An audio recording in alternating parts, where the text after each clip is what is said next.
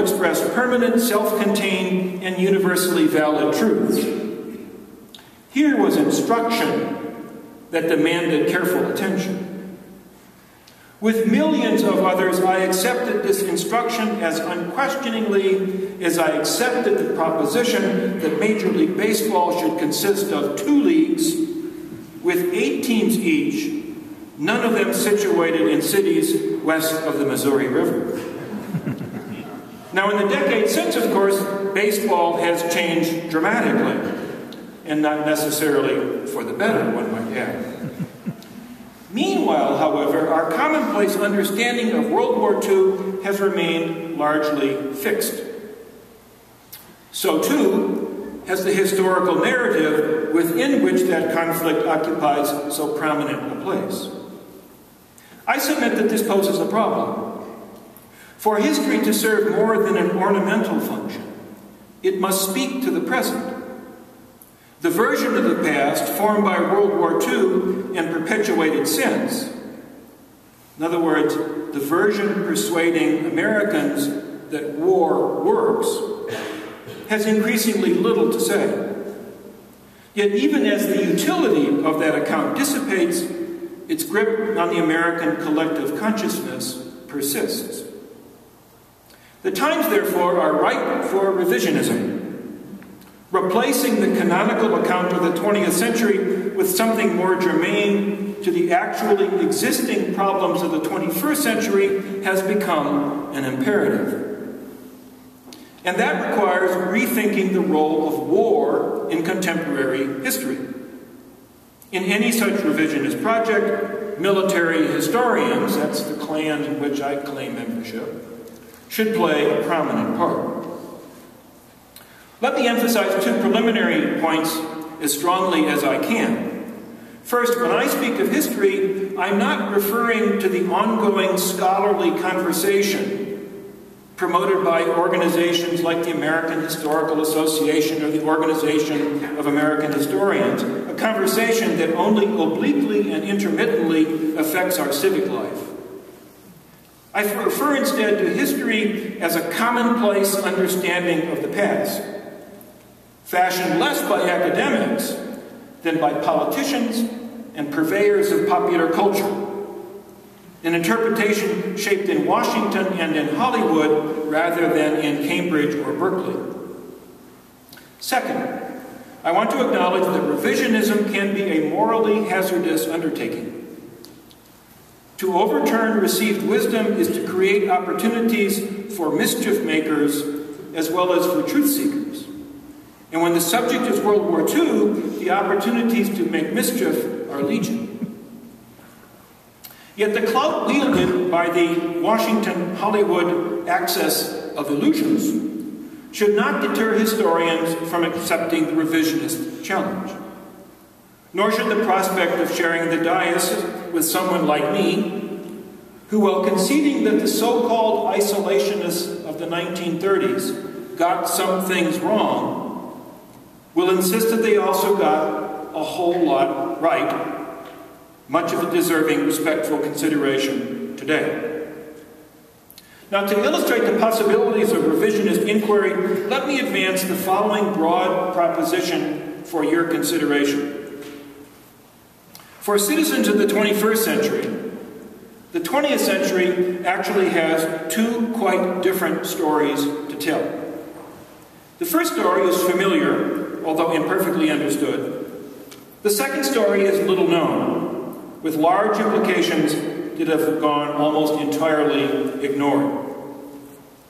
Enshrined as a story of freedom besieged but ultimately triumphant, the familiar story began back in 1914 and continued until its apparently definitive conclusion in 1989.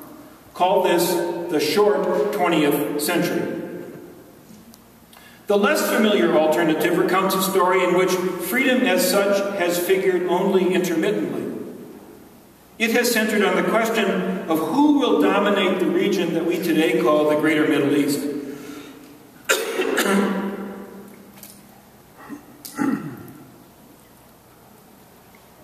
Also kicking into high gear in 1914, this story continued continues to unfold in the present day with no end in sight. Call this the story of the long 20th century. The short 20th century, just excuse me for a second.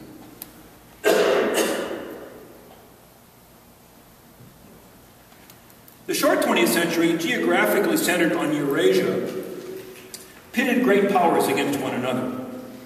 Although alignments shifted depending on circumstance, the roster of major players remained constant. That roster consisted of Great Britain, France, Germany, Russia, and Japan, with the United States biding its time before eventually picking up most of the marbles. From time to time, the long 20th century also pitted great powers against one another. Yet that struggle has always had a second element. It has been a contest between outsiders and insiders. Western intruders with large ambitions, preeminently Great Britain, until succeeded by the United States, pursued their dreams of empire or hegemony, typically cloaked in professions of uplift or benevolent assimilation. The beneficiaries of imperial administrations, from Arabs in North Africa to Moros in the southern Philippines, seldom proved grateful and frequently resisted. The short 20th century had a moral and ideological aspect. If not especially evident at first, this became clearer over time. Viewed in retrospect, President Woodrow Wilson's effort to portray the cataclysm of 1914-1918 as a struggle of democracy versus militarism appears more than a little strained. The problem is not that Germany was innocent of the charge of militarism. It is rather that Western theories of democracy in those days left more than a little to be desired. After all, those who labored under the yoke of Western rule across large swaths of Africa, Asia, and the Middle East enjoyed precious little freedom. Yet the advent of the Third German Reich did produce a moral clarity hitherto more theoretical than real.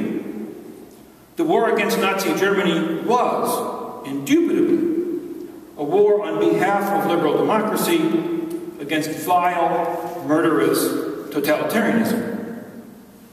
Of course, sustaining that construct is easier if you keep one eye covered.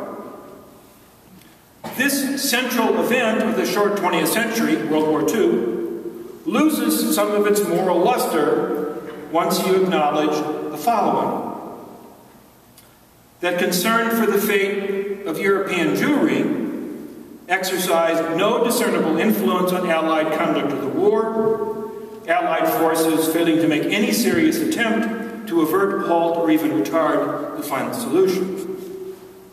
That in both Europe and the Pacific, Allied strategic bombing campaigns killed non-combatants indiscriminately on a scale dwarfing the atrocity of 9/11.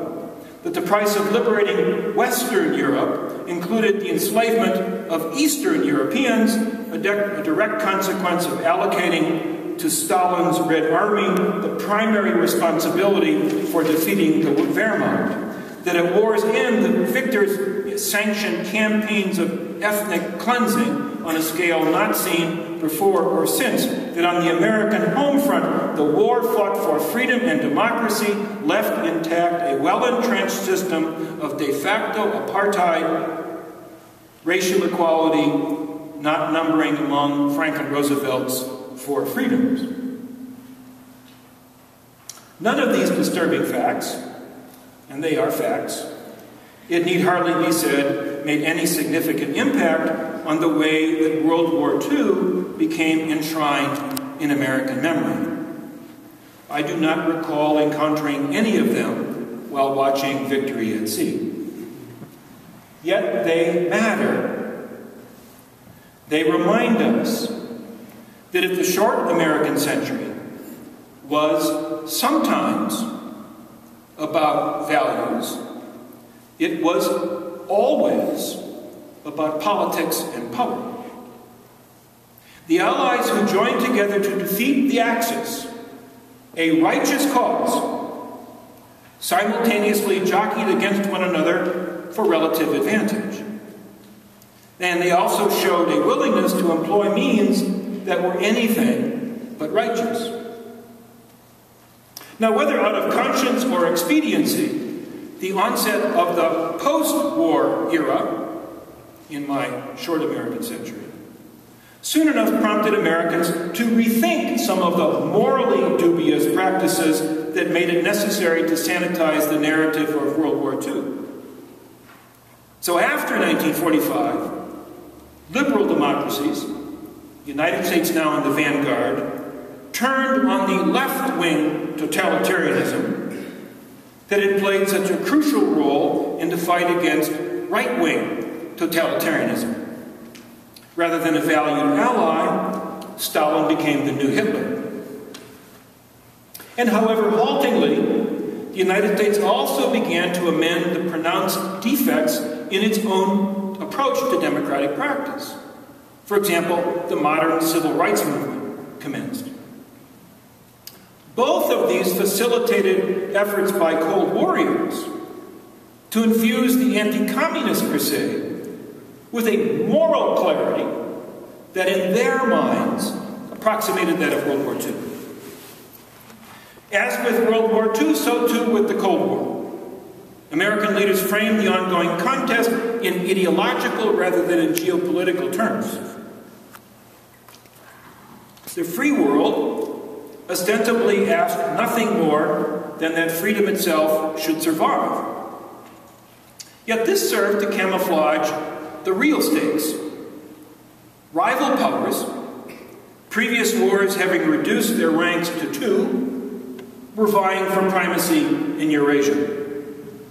Now this framing device had important implications when the era of bipolarity came to its abrupt and surprising end. I don't know about you, but recalling the events that unfolded between 1978, when John Paul II became Pope, and 1989, when the Berlin Wall came down, recalling those events still makes me dizzy. Right before our eyes, history had seemingly handed down a conclusive verdict. The search for alternatives to liberal democratic capitalism had failed. That failure was definitive, we were told. The short 20th century was kaput. Born 1914, died 1989.